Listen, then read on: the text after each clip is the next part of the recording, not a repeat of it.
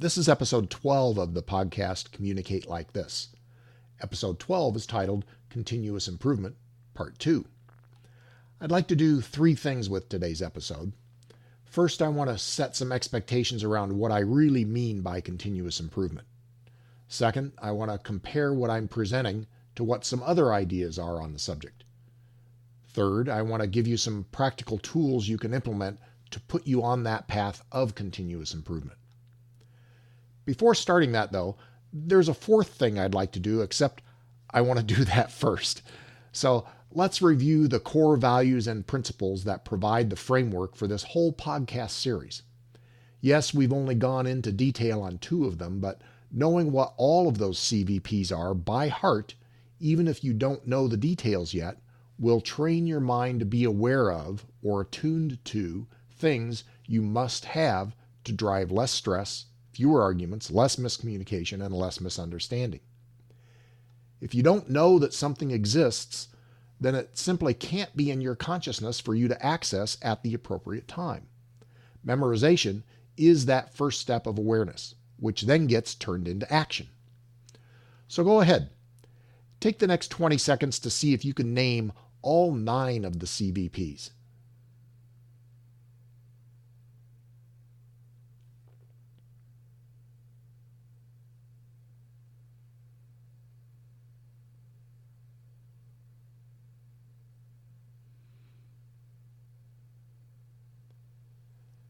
Boy, that silence seemed like a really long time, but it really was only 20 seconds. My guess is that most of you weren't able to name all of those 9 yet. That's okay. You'll get there over time. But you sure should be able to name 2 of them by now, since we've covered them in a bit more detail. Those are effective communication and continuous improvement that we're in the middle of right now. The others that are still waiting to come off the bench to play are teamwork, accountability, integrity, respect, simplification, actions in alignment with principles, and true prioritization. 9 in total. Simple, right? Well, maybe not so much. Even I have to get my brain in the right mental attitude to regurgitate them on command, and I'm the one who created the list. So, in the interests of making them maybe easier to remember, I took the first letters of each core value or principle, which is technically an acronym, and rearranged them to make an anagram. That's basically just rearranging letters into different words, using those exact same letters. For example, if you arrange the letters in Dan Perky, one of the combinations you get is Ready Punk. That reminds me of the famous line from the first Dirty Harry movie when he asks, "Do you feel lucky, punk?" Now, in my anagram case, I could use it in something like, "Are you ready, punk?" So, that's an anagram. The anagram that seemed most memorable to me was Ace Artist, as in, if you're a good artist, someone might call you an ace or an ace artist. Breaking that down into the core values and principles, we get A in ACE for actions in alignment with principles, C for continuous improvement, E for effective communication, A for accountability, R for respect, T for true prioritization, I for integrity, S for simplification, and T for teamwork. Altogether, that makes Ace Artist. At this stage of your development, if you can remember just Ace Artist for the core values and principles, you're already a step ahead of the game. Let's focus in on continuous improvement some more. I've already told you that much of the stuff you're learning in this podcast is out there in the world in a lot of other forms. Literally thousands and thousands of books are available on the general subject of communication in various forms. But what I'd like to think I've done with this podcast is gather all of those thousands and thousands of books and articles and boil them down into something that's more digestible, understandable, and practical into one single source. These are the fundamentals you need, regardless of what other words may be used to describe them. My suggestion is that Once you have these fundamentals down, as in ace artist, then go explore the other thousands of resources out there, and your path of continuous improvement will be realized by building on what you learn through the podcast. Pete Carroll is the head coach for the Seattle Seahawks in the NFL, or the National Football League, and is recognized for having a different approach to coaching than most NFL coaches. His tactics have proven successful in managing a football team to the point that he's taken them to the Super Bowl twice and won it once. But he's expanded that knowledge to include businesses and the general public. He has a course called Compete to Create that uses many of the same fundamentals as you're learning in this podcast, except he uses different words, and mine is free. So there you go. Some of his promos for his course get right to the heart of continuous improvement and other communication tools that we're talking about. For instance, Pete asks the question, how often do you think to yourself, I'm doing pretty good in life, but I know I could do much better? That is exactly what continuous improvement is about, getting better.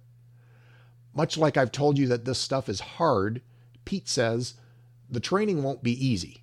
You'll be challenged and pushed to the limits, what I like to call the razor's edge. But the work you put in will be what causes you to grow. Now, my approach is a bit softer than that. We're not running an NFL training camp to hone you to a razor's edge. But what we are doing is trying to open your mind to other possibilities in the way that you communicate in a more practical way for regular people, not necessarily wanting to entirely replace their normal lives in order to get better.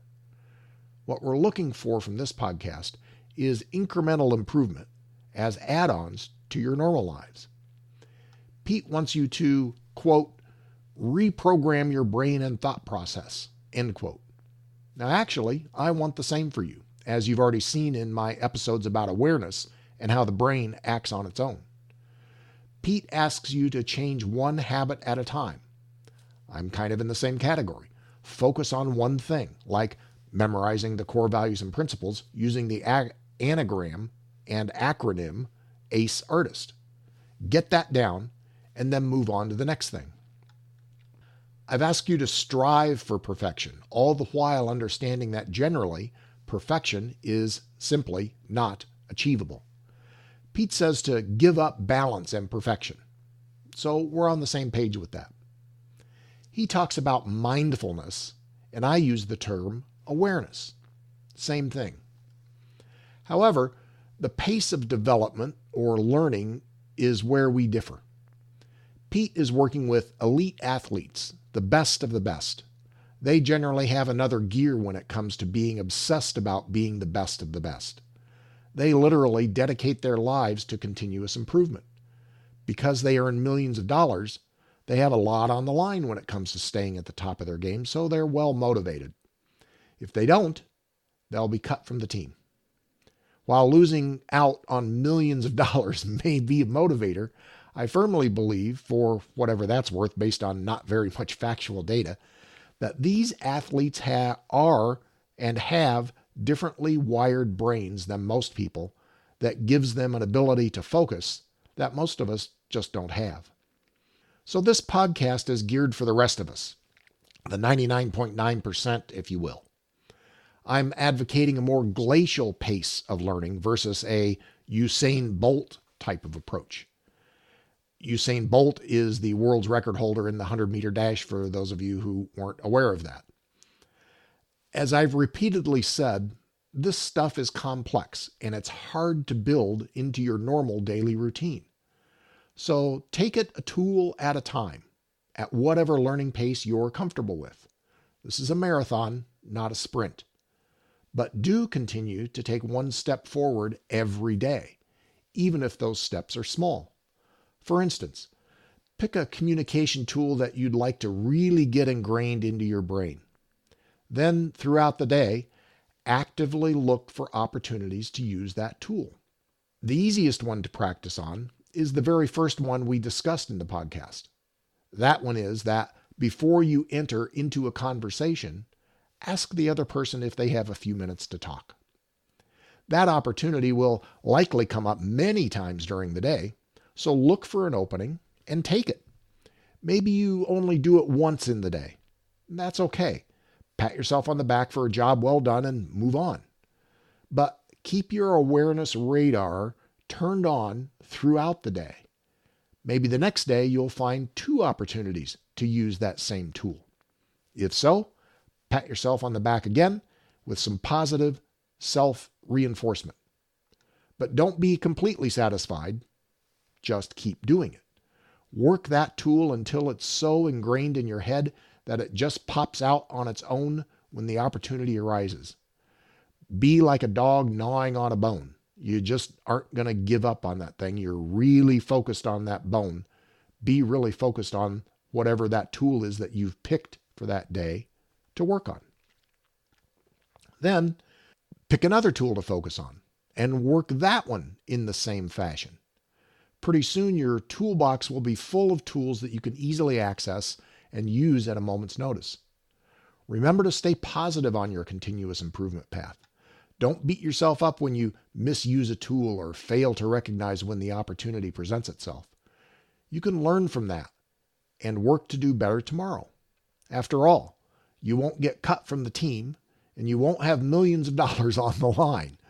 Put things in perspective, but keep moving forward, even if it's at a glacial pace. Lastly, Pete Carroll says that by seeking the good things instead of the bad, we change our mindsets from being critical to being optimistic. He's also right about that. The more optimistic we can be and focused on the outcome that we want, the better the chance to get there. I have a friend, Mark, who relayed this tool to me that you can use to point out to yourself the difference between negativism or pessimism versus optimism. His theory is that the brain doesn't really hear or comprehend the word not. For example, if you tell yourself, don't forget to buy bananas, the brain hears, do forget to buy bananas.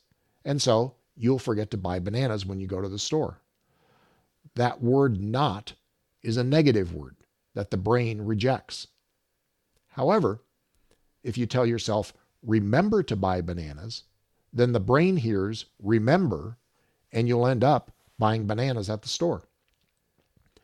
So this communication tool is to take whatever negative phrasing you might normally do and turn it into positive phrasing. Again, this is a tool that you just got. Take whatever negative phrasing you might normally do and turn it into positive phrasing when it comes out of your mouth. And actually, when it's in your head. Over time, you'll find yourself more optimistic about things since you're training your mind to think positively. Continuous improvement takes many forms. I think my message here is to dial back your expectation as to how fast you can improve. Frequently, people form the impression that they need to jump directly from A to Z, and so put pressure on themselves to make quantum leaps on a daily basis to achieve nirvana. I'm encouraging you to take incremental steps instead of quantum leaps. Normally, especially in a business environment, I'd tell you to set your goals high and set a date by when you will achieve those goals. For the stuff you're now learning, if you set an expectation that if you listen to episode 2 and do everything in it that your life will change, then don't set that expectation. For effective communication improvements, set your goals and your pace low. If you exceed them and you learn and are putting tools into actions quickly, then great. Compliment yourself on being a high achiever. But as I've said many times, this stuff is hard and it's complex. So maybe you set a goal to do one thing per day that either is a new tool used or a reuse of a tool that you used before. Just one small thing per day. If you can do that, over time, you'll find all of a sudden you're using these tools without much conscious thought. If you focus on paraphrasing things and just do that one day for a week, or once a day for a week, you'll have trained your brain to think in that manner on its own. All of a sudden, you'll wake up to find that you're using the tool of paraphrasing 3 or 4 or 10 times per day just because it's now ingrained in you and that's your new mode of communicating. My guess is that after some time of using this with others, you'll find that they will start paraphrasing on their own. Now you're getting somewhere to really achieve that mutual understanding, and you're educating someone at the same time. Each one got to teach one. Perhaps just the act of helping others improve will improve you. For example, at one company I worked at, many managers took the stance to ignore grammar in their written communication, particularly in emails, since they, in their minds, had bigger fish to fry. Besides, one manager said, "This isn't high school where we teach grammar. This is a business." Now, my response to that was, you're right. It's not high school, and it is a business. And as a business, the importance of professionalism and how the business communicates an image to gain the trust of customers can't be overstated.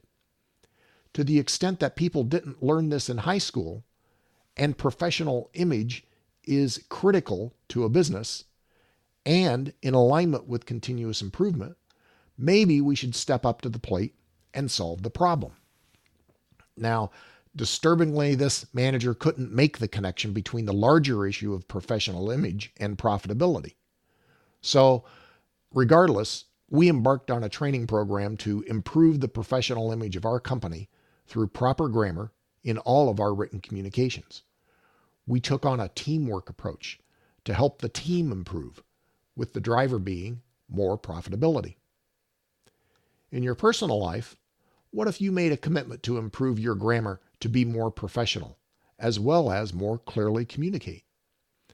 If this is your target you choose to focus on for continuous improvement, you can enhance your ability to improve by enlisting others to help you when they see or hear grammar mistakes in your written communications or speaking. That's teamwork. Not only will your awareness of grammar improve, but you'll also improve other people's awareness of grammar too by having them help you. Here's another tool you can use in the continuous improvement category. Ensure that you're addressing the real root causes of problems, not just the symptoms. This tool works hand in hand with some other tools we've talked about, like recognizing assumptions, believing you may be wrong to start out, and a willingness to change. Let's say you find yourself in too many arguments for your taste. Getting to the root cause of that will be critical if you want to get out of that mode.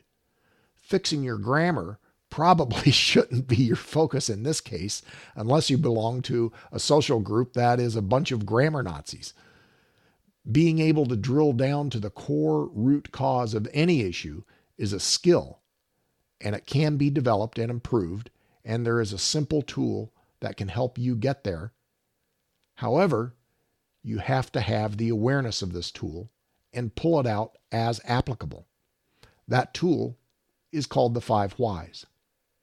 It's important for everyone to understand that identifying a cause is not the same as finger pointing, but it is accountability. It's about attitude and approach to the issue. If you're talking with someone who's also been listening to the podcast, a reminder of this will center both you and them around the fact that it's not personal, it's just trying to solve the problem. If you're both attuned, things will go relatively easily. Since the other person will already know about the 5 whys, for example, going through that exercise will just be business as usual. No big deal. Both parties will understand it's not a personal attack, but it is a more objective investigation to fix a common problem you two may have. Both of you share the goal to not argue. So employing appropriate communication tools, again, will be no big deal because the other person knows that using these tools will help.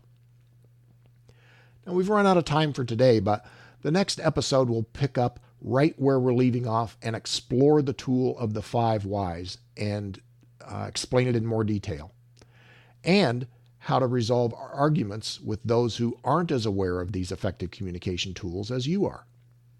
In addition, you'll get even more practical tools associated with continuous improvement.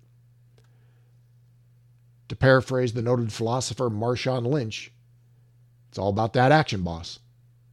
Remember that if you'd like to bring these concepts to your work and make the 1/3 of your day that you experience away from home healthier and more productive, you can always go to my website at www.theopendoorgroup.com to explore the possibilities.